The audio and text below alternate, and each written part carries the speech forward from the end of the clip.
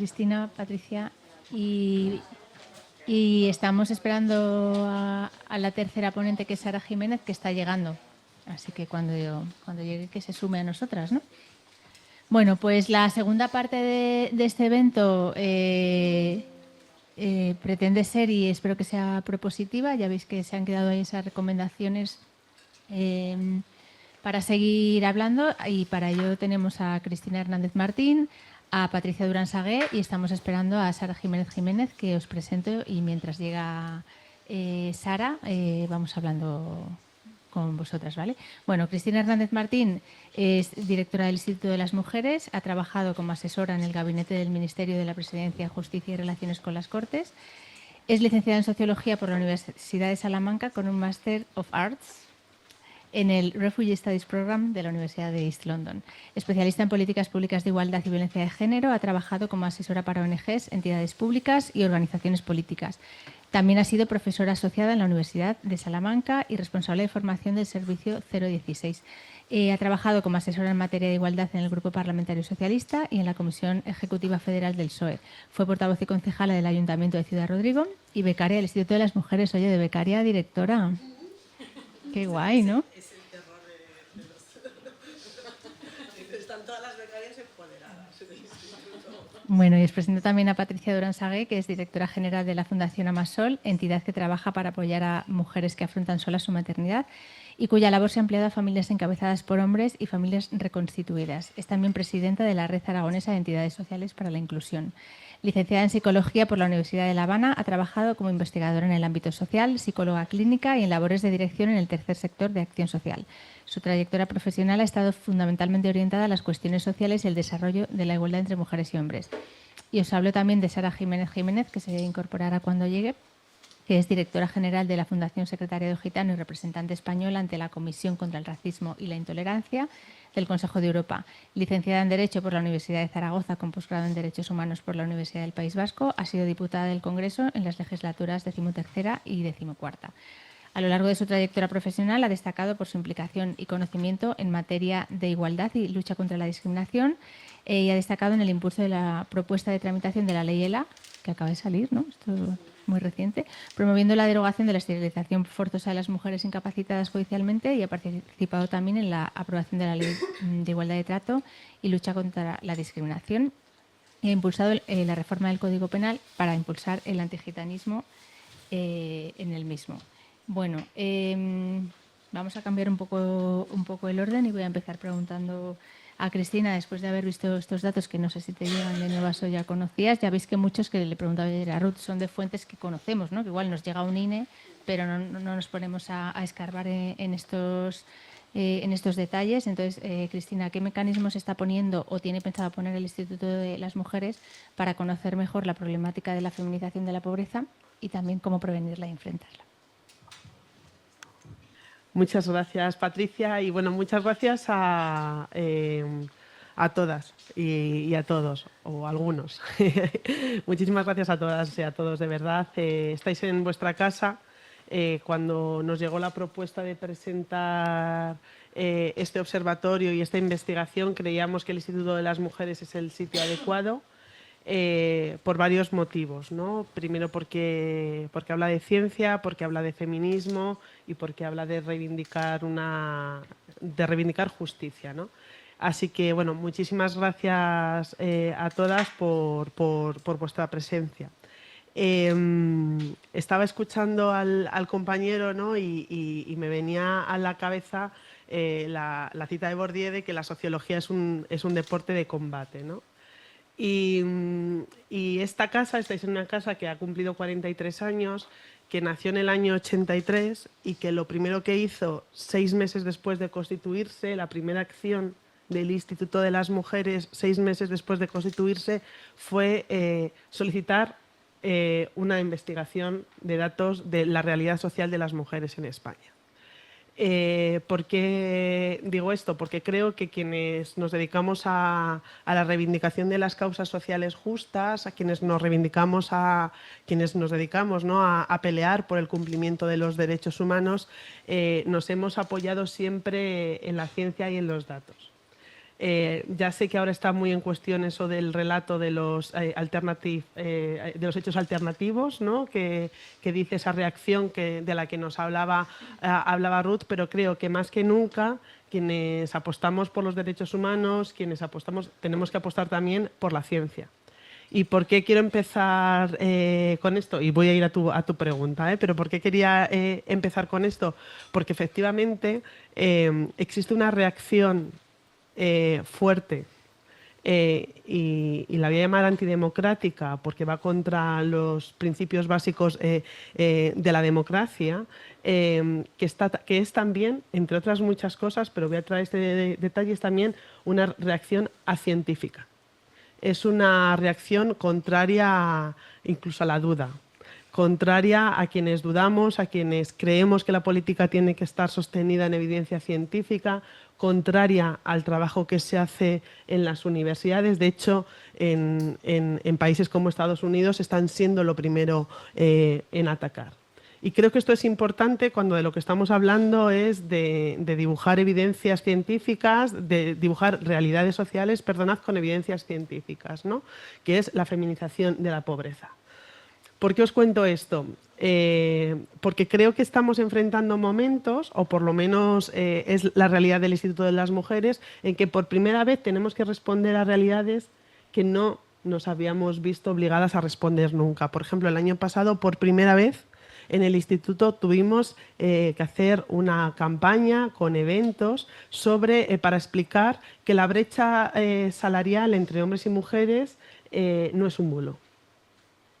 Estamos en ese momento de la reacción y por eso os quería decir que estáis en vuestra casa, estáis en el sitio adecuado, porque estáis en un sitio que considera que todas las instituciones y sobre todo de la mano de la sociedad civil tenemos que construir esa barrera democrática basada en la evidencia científica, basada en los datos, para conseguir no solo la defensa de los derechos humanos, sino también para avanzar hacia la justicia social.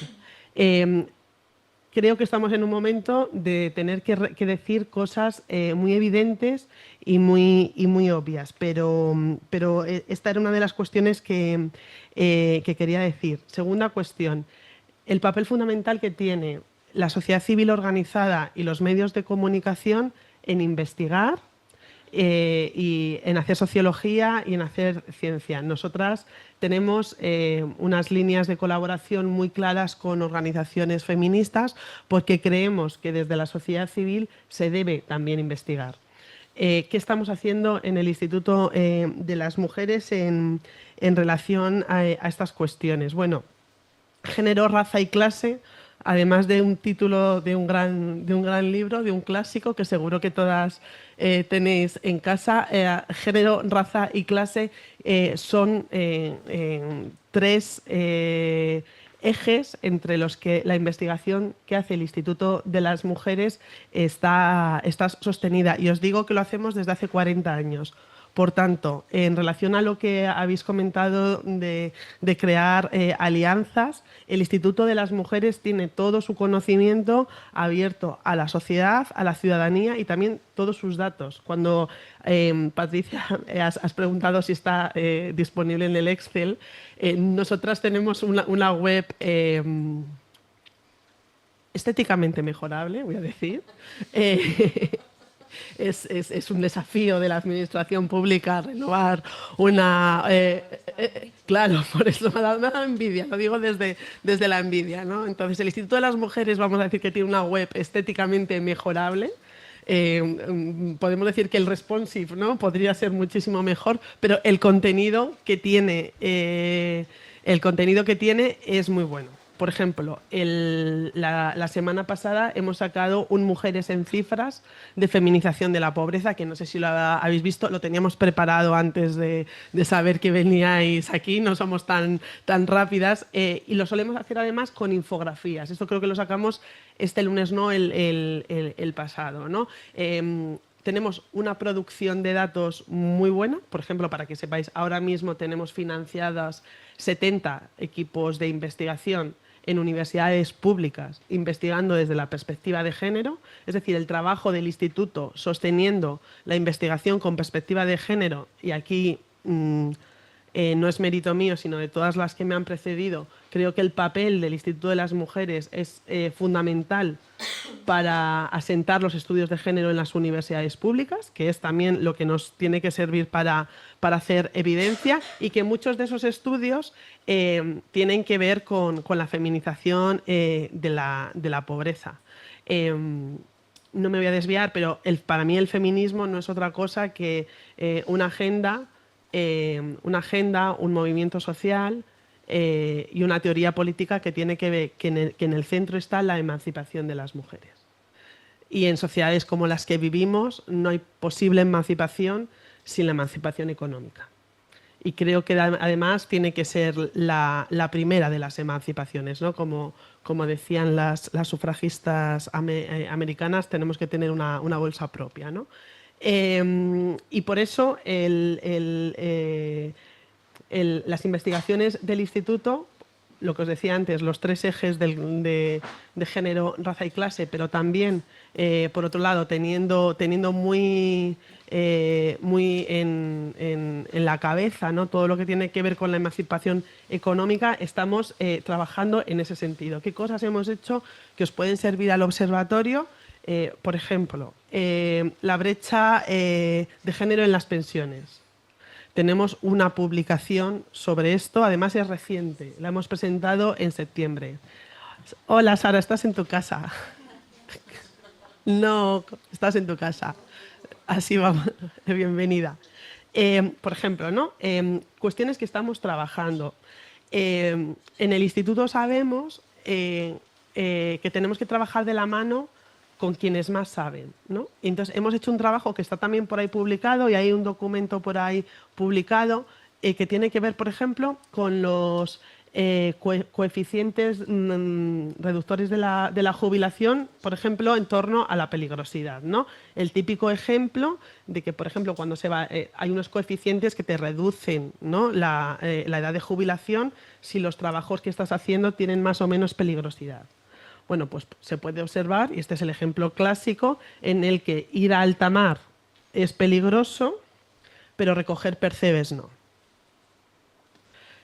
Casualmente, no es casual, ¿no?, pero quienes recogen las percebeiras o las mariscadoras son mucho más mujeres que hombres. Hemos hecho un trabajo. ¿Quiénes? No nosotras desde el Instituto de las Mujeres. Si hay algo complejo y difícil de comprender es el sistema de seguridad social, ¿no? Pero hemos llamado a los mejores profes y a las mejores profes de las universidades para que nos ayuden a hacer este documento de incidencia de cómo se está reproduciendo la desigualdad. Entonces, creo que es importante, ya de manera estratégica, que trabajemos juntas, que nos ayudemos y que trabajemos de la mano. Cuestiones que estamos haciendo, que me preguntabas, por ejemplo, cuando hablamos de interseccionalidad, una de las cuestiones claras para mí tiene que ver con la clase y con el origen, ¿no? Y, por ejemplo, tenemos un proyecto que no es muy ambicioso en términos económicos, pero sí que me parece estratégico en el punto de haber visto la necesidad, ¿no?, en el que informamos a las temporeras de Huelva de sus derechos laborales. Y lo hacemos desde una perspectiva interseccional. ¿Cómo lo hacemos? Pues, por supuesto, en sus idiomas locales. Y también tenemos unos materiales solamente con imágenes, ¿no?, para que cualquier mujer pueda acceder a los derechos. Os pongo este ejemplo simplemente porque creo que la perspectiva, la mirada de luchar contra la pobreza cuando haces feminismo es muy importante tenerla siempre presente, ¿no?, porque es tener la visión de a quién nos dirigimos y para qué nos dirigimos, ¿no? Y como os decía, si el feminismo, el objeto del feminismo es la emancipación de las mujeres, no hay emancipación posible si no hay emancipación económica. Y yo creo que eso sí, vaya, que os he soltado. Mil gracias.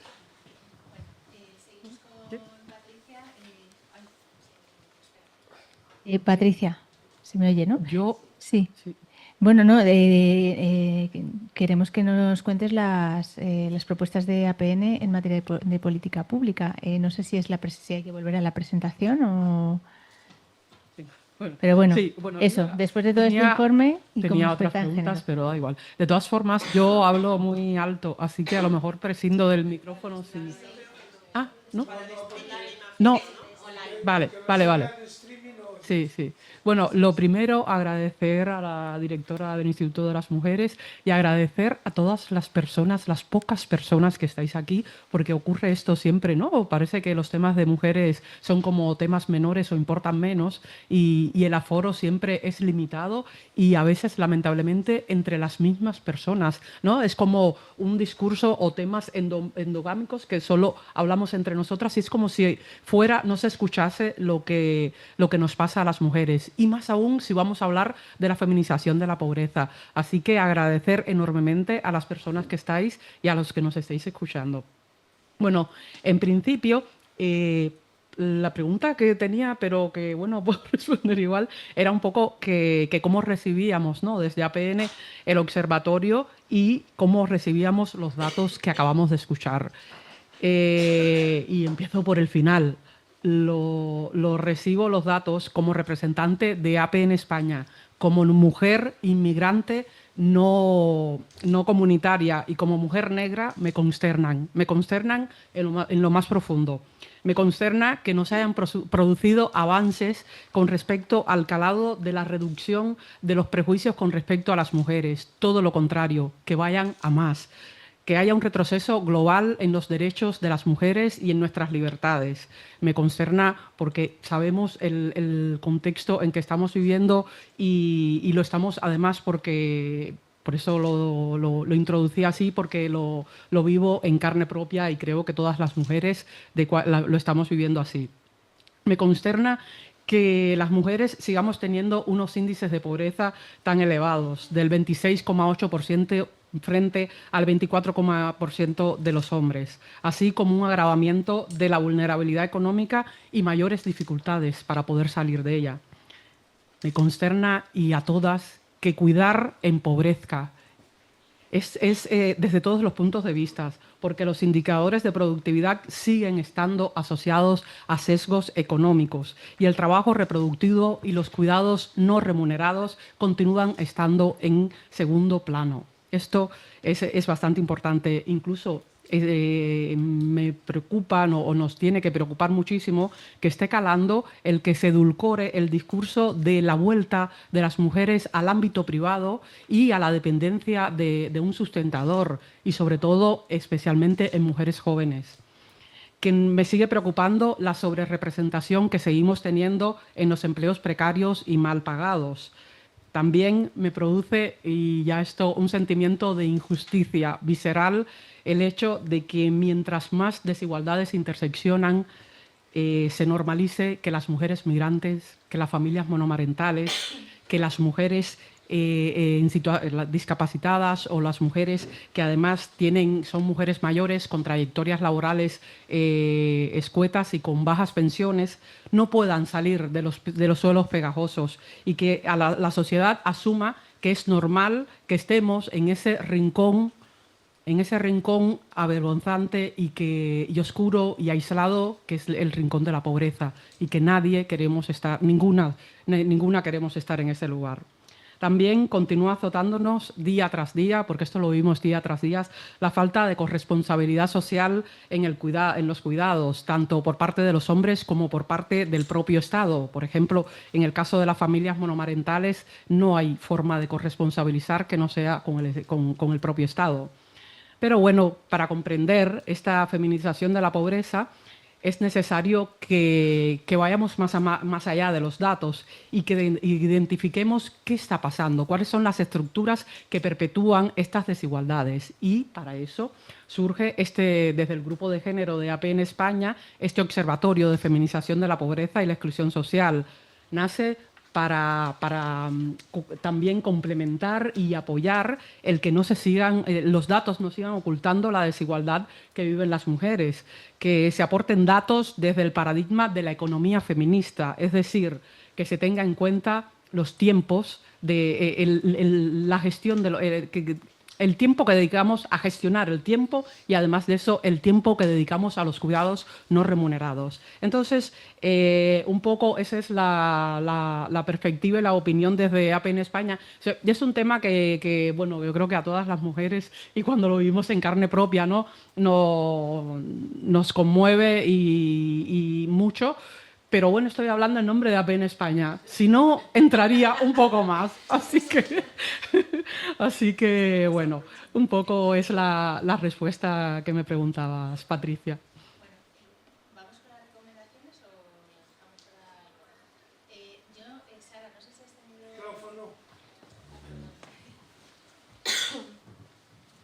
No sé si has tenido tiempo de conocer algún dato de los que hemos visto hoy y quieres comentarlos, o si quieres ir directamente a hablarnos de los mecanismos del Consejo Asesor en Brecha de Género para erradicar la feminización de la pobreza, que no sé si has tenido tiempo para... Bueno, muy buenos alguna días. cosa. Sí, nada, un placer estar gracias a la EAPN, al Instituto de las Mujeres. Siento haber llegado con retraso, pero venía de otra mesa de odio y discriminación en el deporte. Y bueno, ayer pude hacer una mirada transversal al informe, no lo he podido leer todo, pero sí que tengo ahí alguna valoración, ¿no? Me parece que es importante que se focalice cuál es la realidad de las mujeres en relación a la pobreza. Creo que hay que tener datos, hay que visibilizar y hay que mostrar, ¿no?, ese tipo de realidad. Y el cómo realmente hay constantes estructurales, ¿no?, que generan una desigualdad atroz con el componente de género.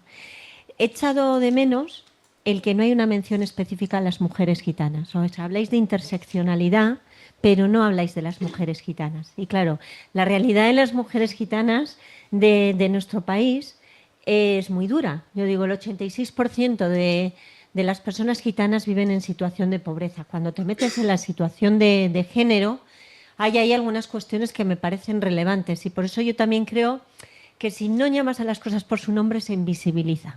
Y en la realidad de las mujeres gitanas hay que visibilizarla.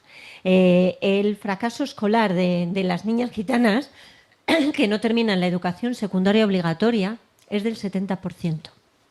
Es abrumador. El analfabetismo en las mujeres gitanas es de un 13,8%. Me meto en educación porque es luego donde te condiciona el resto, donde te condiciona el acceso al empleo. El 60% de las mujeres gitanas están en paro. Si luego analizas los accesos al empleo, coincidimos con las situaciones de precariedad laboral, de parcialidad, tenemos ahí un común de enfoque de género. Pero si hay realidades alarmantes que afectan por esa intersección a tu condición de étnica, a tu condición de género y ligada a la pobreza, me parece importante el que lo podamos reflejar para luego adoptar esas medidas específicas que en muchas ocasiones ya se adoptan, ¿no? Yo veo, por ejemplo, en el último Pacto de Estado contra la Violencia de Género ya se habla de la realidad de las mujeres gitanas. Me parece valioso, ¿no? Entonces yo creo que por un lado está unir también mucho esa perspectiva en el propio informe, o andar un poco más desde mi punto de vista en lo que supone la educación como una herramienta para que cualquier mujer y para que las mujeres de los grupos más vulnerables salgan adelante en relación a los términos de pobreza, para que realmente tengan un mayor crecimiento profesional, un crecimiento personal, un crecimiento de vida y en la toma de decisiones, ¿no?, que al final es lo que hablamos en muchas ocasiones en el ámbito de género. Entonces, yo ahí sí que analizaba esto, y luego la brecha de la discriminación. El rechazo social que viven, vengo de otro foro hablando de discriminación, pero la intersección en discriminación es muy potente. Y la intersección y la discriminación provocan pobreza.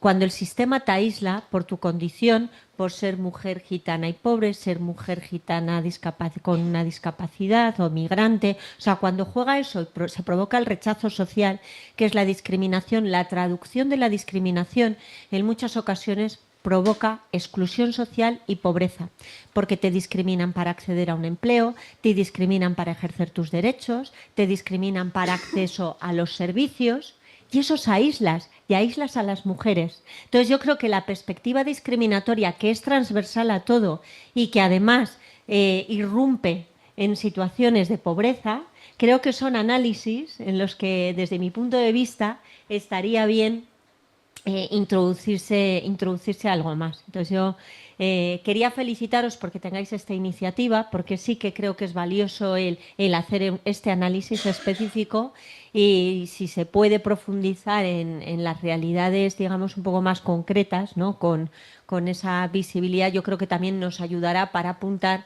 hacia dónde deben venir las propias reivindicaciones.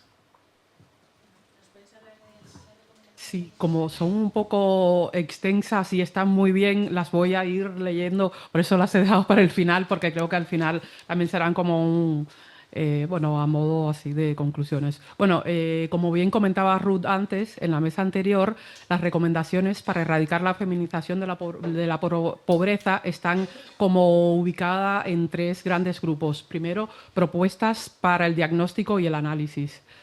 Se exige una transformación del modo en que se mide y se interpreta la desigualdad. Claro, el diagnóstico utilizado comúnmente en la actualidad se ve limitado por una estadística que reproduce el sesgo economicista y no incorpora las lógicas de la economía feminista.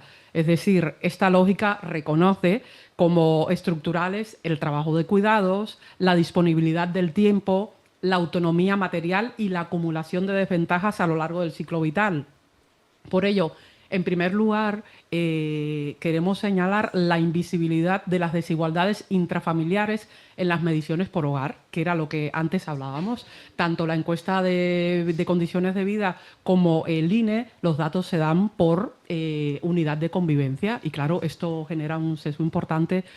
Es decir, que la recomendación es adoptar un sistema estadístico que mida unipersonalmente y relacionalmente, es decir, la unidad familiar o la unidad personal, no únicamente a los hogares. En segundo lugar, incorporar mediciones que trasciendan el ingreso monetario y que se integren con la capacidad de gasto, pero también vayan más allá. Si la pobreza de las mujeres es multidimensional, el diagnóstico debe serlo también. Entonces se requiere integrar indicadores de tiempo disponible, carga de cuidados no remunerados, menores o mayores a cargo, liderazgo en redes de apoyo, salud mental y bienestar, que esto va a permitir que se pueda comprender la pobreza como un proceso estructural. Esta dimensión no economicista debe desarrollarse y formar parte del sistema oficial de indicadores, situando la sostenibilidad de la vida en el centro del análisis. Y, por último, en este punto de propuesta de diagnóstico, el diagnóstico necesita una lectura más acusada de las desigualdades mediante la consolidación de un sistema de indicadores interseccional capaz de representar la realidad de mujeres migrantes, racializadas, con discapacidad, mujeres mayores, LGTBIQ+, mujeres gitanas y trabajadoras del hogar. Bueno, este es el primer grupo de recomendaciones. El segundo está referido... Sí, ¿más rápido? ¿O menos, más resumido? Vale. Vale. Sí, las propuestas para el diseño de las políticas públicas.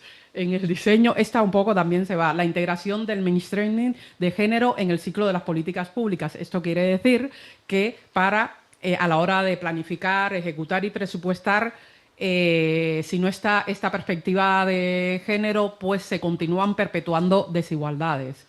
Me voy a saltar todo esto porque ya lo he dicho antes, y finalmente también que exista una coordinación interadministrativa sensible al territorio que integre todas las cuestiones que hemos dicho antes. De todas formas, te haremos llegar también las propuestas.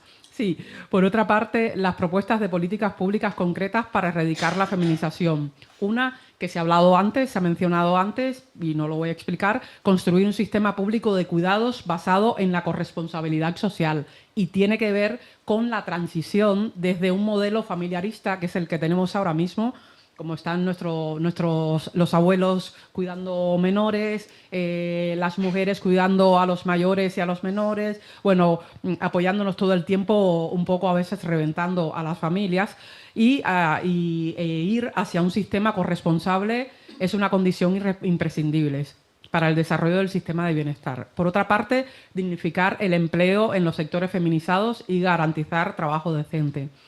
abordar las violencias machistas como determinante directo de la pobreza. Ya sabemos que abandonar una relación violenta implica en muchos casos, en la mayoría, pérdida de ingresos, inestabilidad residencial, desempleo, deudas, deterioro de salud mental y aislamiento social, entre otras cuestiones. Otra, universalizar una renta para niñas, niños y adolescentes, que se está hablando últimamente mucho de la renta universal por crianza. Exacto, esta medida está genial, porque es que esta medida está fundamentada en el hecho de que se ha demostrado que las pensiones garantizan un efecto preventivo, como es así con la vejez, ¿no? Con la pensión de jubilación. De hecho, el informe AROPE, ha habido comunidades autónomas en que los datos han bajado y nadie se explicaba por qué. Tenía que ver con el acceso a la jubilación de muchísimas personas en ese año, porque al final es una prestación garantista. Reformar las pensiones para corregir las brechas acumuladas a lo largo del ciclo vital en las mujeres mayores, como hablábamos antes. Garantizar la vivienda social de titularidad pública para personas y familias en situación de vulnerabilidad. Asegurar ingresos suficientes mediante mejoras en el IMV y las rentas mínimas, que esto hemos tenido muchos foros para poder hablar de esto. Y, por último, reconocer y proteger los derechos de las mujeres migrantes a través de garantizar los permisos de residencia y trabajo más accesibles, la protección laboral frente al abuso y la explotación y el acceso a vivienda y empadronamiento, que parece una cosa así tan sencilla, pero es una de las brechas más importantes que tienen las mujeres migrantes. Bueno, pues eso, que si necesitamos un enfoque integral. Gracias. Gracias. Veo que has apuntado mucho. No sé si tenemos tiempo, Sara, para que nos hables un poco del trabajo del Consejo Asesor en la erradicación de la pobreza entre las mujeres, y después, breve, lo siento, tengo este papel, y cerramos con Cristina.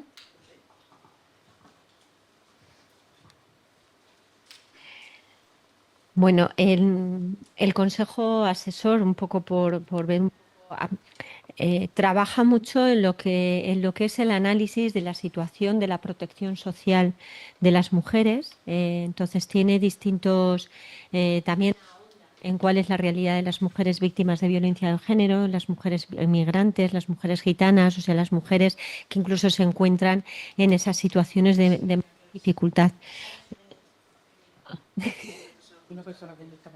Vale, sí. Entonces, lo primero un poco que se ve, y teniendo un análisis de que es una evidencia, ¿no?, que las carreras de cotización de las mujeres se ven afectadas, ¿no?, por la maternidad, por la crianza de los niños, que es un poco lo primero de todo. Este propio consejo, dependiente del Ministerio de Inclusión Social, lo que quiere es tener cuál es el contexto, ¿no? Entonces, lo primero de todo, en la creación del propio consejo, donde participamos distintas personas expertas, ¿no?, muchas mujeres expertas del mundo académico y de otras, digamos, y de distintos ministerios. Me parece importante el ver eso, el que se tiene, lo primero de todo, el propio contexto.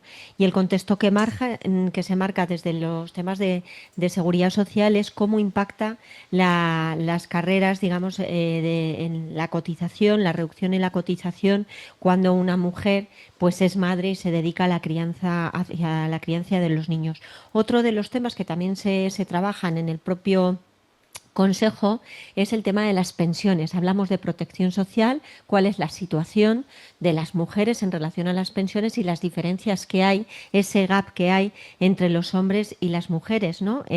Las excedencias, el porcentaje de género femenino se distribuye en un 82, cuando hablamos de excedencia, un 88,2% del total es para cuidado de hijos, o sea, te da así como un gráfico, y un 78,62% para el caso digamos, de dedicarte al tema de cuidados, o sea, nos da como los esquemas.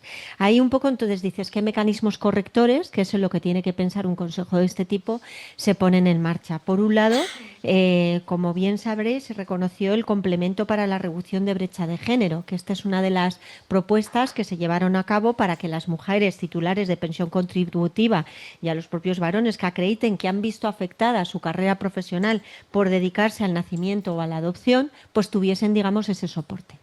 Otras de las cuestiones que se han abordado es cómo impacta el ingreso mínimo vital, cuando hablamos desde el propio Ministerio, en las mujeres. Por un lado vemos que hay que dentro de lo que es el ingreso mínimo vital, y aquí sí que tengo como dos visiones. Tengo la visión del Consejo, tengo la visión de pertenecer a una organización que trabaja en el ámbito del ingreso mínimo vital y de los accesos. Por un lado, se pone de manifiesto en el propio Consejo la carga burocrática que conlleva la solicitud del ingreso mínimo vital y cómo a las mujeres, porque lo solicitan mucho más las mujeres que los hombres, el cómo las mujeres que pertenecen a grupos vulnerables, mujeres con discapacidad, mujeres migrantes, mujeres gitanas, mujeres en situación de pobreza, que es que son quienes lo piden, han tenido una traba burocrática, tienen una traba burocrática, que por eso se produce el non-take-up entre el posible perceptor de ingreso mínimo vital, y cuando hablamos de mujeres, y el posible acceso, ¿no? Digamos, de alguna forma. Entonces, eso también lo hemos resaltado dentro de lo que es la propia mejora, porque claro, quienes participamos en ello a nivel técnico, también estás ahí para visibilizar qué mecanismos se deben mejorar. Y en ingreso mínimo vital esto incluso se aportaba en cómo, cuando tienes niños y demás, como las cuantías eran cuantías insuficientes, ¿no? De alguna forma. Yo incluso ahí doy un paso más adelante, en el momento que nos encontramos en ingreso mínimo vital y pensando también en las mujeres, en que no se quede estancado el ingreso mínimo vital como la solución de su vida. Nunca pensemos que a nadie, y mucho menos a una mujer, el recibir una prestación le va a dar la salida de la pobreza o la salida, digamos, hacia a su propia promoción. Se tiene que encardinar bien el sistema del ingreso mínimo vital con la compatibilidad con el empleo. Creo que es el momento de hablar de esto, de cómo se hace compatible, porque si no es una limitación luego para el acceso al empleo. En el sistema de pensiones, el cómo afecta y cómo hay esas brechas, digamos que afectan por esas propias carreras que nos viene condicionado, porque las mujeres son las que suelen dejar de trabajar, las que se dedican a las crianzas, las que tienen jornadas parciales, y luego cómo todo eso revierte en el sistema de protección y en el sistema de pensiones de las mujeres. Entonces, se trabajan, digamos, sobre todo este sistema de protección, el sistema de pensiones, se aborda la realidad de las mujeres migrantes, también abordamos los contextos y las situaciones de las mujeres víctimas de violencia de género, y este año, en una de las sesiones, la dedicamos, como conmemoramos los 600 años de la presencia de los gitanos en la península, se dedicó, digamos, como un especial concreto para trabajar cuál era la situación de las mujeres gitanas en estos ámbitos, ¿no? Generalmente, por los índices de desempleo de la propia mujer gitana, cuando se habla de las pensiones, se están pensiones no contributivas, ¿no? Que provocan muchas situaciones de pobreza, ¿no? Es un poco lo que se fue analizando, y estos son los marcos en los que actualmente estamos trabajando desde el propio Consejo. Bueno, pues muchas gracias. Le voy a pedir a Cristina si una última intervención por cerrar. Datos hay, o sea, que no se diga que no se dijo, ¿no? Del Instituto de las Mujeres se hará presentado también un montón en la web. Eso, la web está tan preciosa, pienso que puede ser también de mucha utilidad. O sea, con tantos datos, ¿ahora qué, no? Y con 40 años que lleváis recopilando datos. Es tremendo. Lo primero, gracias, porque me está resultando muy sugerente todas vuestras aportaciones, y un par de cosas, por si son de utilidad. ¿Alguna idea? Sobre todo escuchante. Patricia decía que está hablando en representación de APN, y yo pues voy a decir que estoy en representación no solo de directora del Instituto de las Mujeres, sino también del Gobierno de España. Y que me gusta que estemos haciendo críticas y propuestas de mejoras a derechos que no existían hace 8 años. Y me vais a perdonar un poco la cosa más política, pero creo que también es importante en el momento en el que estamos viviendo, ¿no? Hablar de una reforma laboral, hablar del incremento de becas para el estudio, de becas para opositar al sistema judicial, el salario mínimo interprofesional, los ERTE, bueno. me gusta que estemos aquí debatiendo y criticando y cómo mejorar derechos que no existían. Y para mí, también como miembro del Gobierno, quiero que sepáis que, bueno, pues que me llena de orgullo y también de sentido, ¿no? Mucho de las cuestiones. Me he acordado cuando te he escuchado. Una sugerencia y una idea, por si hay por ahí alguien interesada, ¿no? Cuando hablamos de perspectiva de género en los datos, de lo que estamos hablando muchas veces, lo digo como idea, por si os resulta interesante, de cómo mirar la realidad de las mujeres, ¿no? Y entonces, por ejemplo, el INE, que bien sabéis que está en la encuesta de condiciones de vida que hemos visto, hay también la encuesta de fecundidad, está también y luego está también la de brecha salarial y luego está la de usos del tiempo. Entonces, lo que quiero decir es que muchas veces si hiciéramos un match en todas estas tendríamos quizás, es decir, que datos existen y que quizás lo único que necesitamos, es decir, yo siempre digo, ¿cómo podemos calcular la brecha salarial, ¿no? No teniendo en cuenta la encuesta de usos del tiempo en el que se refleja el trabajo no pagado de las mujeres. Cuando estamos hablando del sistema de cuidados, ¿no? Los datos existen, lo digo como idea, por si alguien quiere cruzar datos o ver cómo se pueden hacer. A mí me encantaría hacerlo y a lo mejor lo hacemos, ¿no? Pero lo que quiero decir es que datos existen, sabemos cuántas horas dedican las mujeres al trabajo no pagado. Pero, por ejemplo, cuando hablamos de la reducción de la brecha salarial que se está produciendo, estamos hablando del trabajo formal. Bueno, esto como idea, ahí os lo dejo. Me resulta interesante, por ejemplo, cuando habéis hablado del sistema de cuidados y de la Estrategia Nacional de Cuidados que se está poniendo en marcha por el Ministerio de Derechos Sociales. Aquí, y desde el punto de vista más feminista, me gustaría dejar una reflexión sobre todo, ¿no? Es dejar una duda. Porque me preocupa profundamente que el concepto de cuidados se esté convirtiendo en un significante vacío en el que cabe todo, hasta un discurso reaccionario. Como en nombre de los cuidados que podamos llamar políticas de cuidados a un impulso político que tiene que ver con la reacción de volver a mandar a las mujeres al espacio doméstico. Y esto lo dejo como reflexión y como alerta porque además lo he hecho en el ámbito internacional este verano en CEPAL, en la Conferencia de América para las Américas Latinas y el Caribe, en la Conferencia de la Mujer, porque en nombre de los cuidados, de las políticas de los cuidados, las feministas sabemos que las palabras no son inocentes, que las palabras significan cosas. Y bueno, lo quiero dejar sobre la mesa como alerta. No creo que se esté produciendo en España porque tenemos un movimiento feminista fuerte, organizado, ojalá mejor financiado, pero sí con una gran capilaridad en muchos lugares. Pero esto sí que me interesa mucho que lo tengamos en cuenta, ¿no? Cuando hablamos de sistema de cuidados, tenemos que estar hablando de sistemas de cuidados desde un punto de vista feminista. Y si estamos hablando...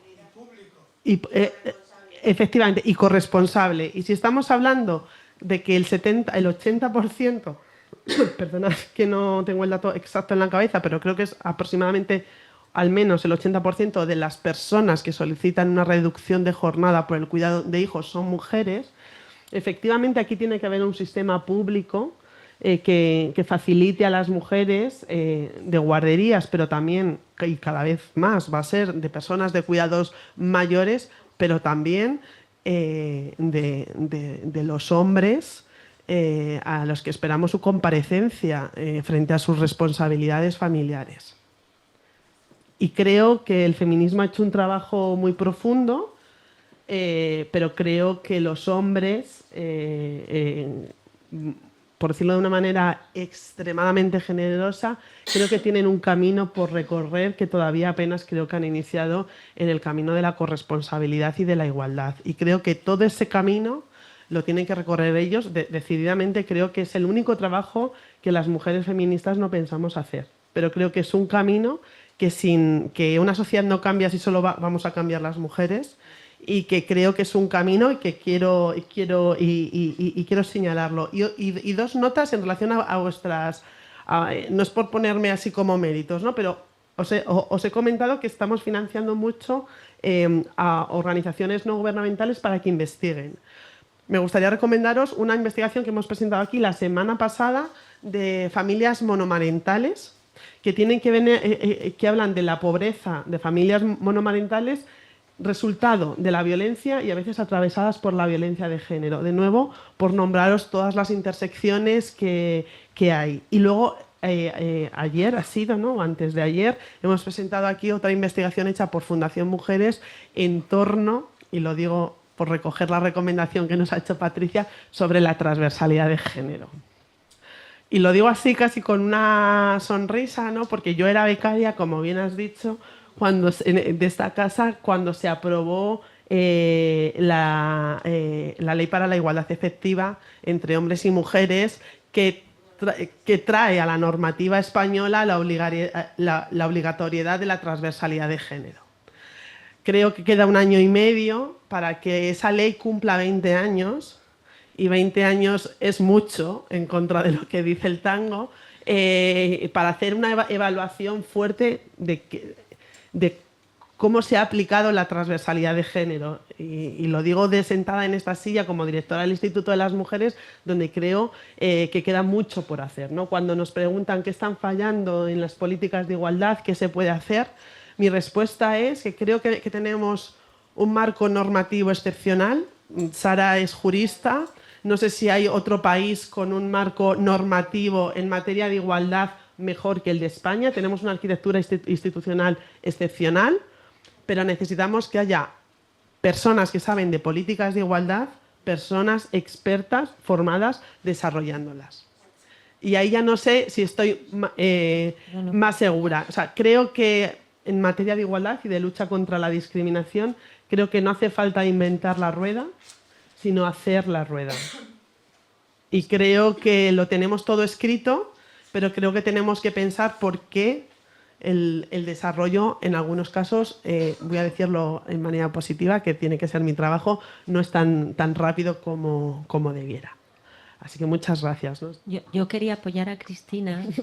No, porque mira, estuve la semana pasada, sabéis que soy miembro de la Comisión Europea contra el Racismo y la Intolerancia. Me toca voy a los plenos, veo la realidad de 46 estados. Tenemos que ser conscientes de que somos el país más pionero en políticas de igualdad. El más pionero. Y esto hay que decirlo porque no lo solemos decir. O sea, normalmente se pone el dedo en la llaga todo el rato. En políticas con gitanos somos el país más inclusivo. Aunque yo venga aquí y os diga una ristra de desigualdades, es que veo la realidad fuera, pero en políticas de igualdad de género, en políticas de las personas LGTBI, el marco legislativo español es de referencia. Y esto sí que es importante ser conscientes de ello, que las cuestiones vienen en cuestiones de ejecución y de desarrollo y cómo se plasma, ¿no? Hoy justo lo decía. Y estamos en este puente, pero tenemos que ser capaces de lo que se ha conseguido, no permitir pasos atrás a nivel legislativo, sino pasos al frente, y pasos al frente en la ejecución de las propias políticas. Pero es que era por reforzarte, porque justo cuando veo la realidad del resto de estados, digo, es que podemos estar muy contentas de estar aquí en este país, que es que a veces yo creo que a veces se nos olvida un poco de los avances que hemos hecho. Y por supuesto, apoyaros a las dos. Vamos, somos conscientes que vivimos, y sobre todo también las mujeres de origen migrante, que venimos de otros espacios donde no tenemos estos derechos y esta protección legal desde todos los puntos de vista. Vamos, somos conscientes y bueno, y justo nos podemos permitir entrar y llegar allá a estos niveles, ¿no? Ya afinar tanto justo porque hay otros derechos que ya están consolidados. Así que agradeceros a las dos y sí, están consolidados y también estamos, bueno, yo creo que todas somos conscientes del momento en que estamos viviendo y que ahora más que nunca tenemos que seguir al pie de la batalla. Sí, sí, sí, sí. Bueno, que se me desprendió la mesa. Bueno, no sé, cortado porque, bueno, vamos más o menos, no vamos mal de hora, nos hemos pasado unos minutitos de la una, pero ahora sí, pues tenemos que cerrar. Muchísimas gracias a las tres, muchísimas gracias al Instituto de las Mujeres, especialmente a su directora que se ha quedado al final aquí pese a la agenda en todo el acto. A EAP en España, gracias por, bueno, por invitarme a mí personalmente, pero también por organizar esto, por esa web que ya, o sea, entiendo que ya está visitable, los Excels descargables, el informe de hoy también se puede descargar en esa misma dirección que hemos visto. Y a las ponentes de antes, y bueno, y a todas las personas que habéis asistido, que bueno, son un grupito majo, que habéis dicho que eran pocas. Pues yo creo que hay que estar muy contenta de las que vienen. Así que gracias por venir y por escucharnos todo este rato. Bueno.